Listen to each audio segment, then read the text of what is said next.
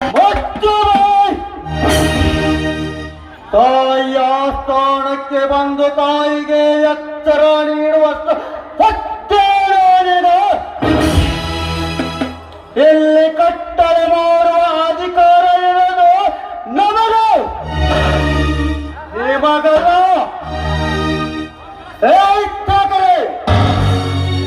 ಕನ್ನಡಿಗರ ಮಾನಾಭಿಮಾನ ನಿನ್ನಂತ ಕಚ್ಚಿನಾಯಿಗೆ ಗೊತ್ತೈತಿ. ಇದು ಕೆಟ್ಟ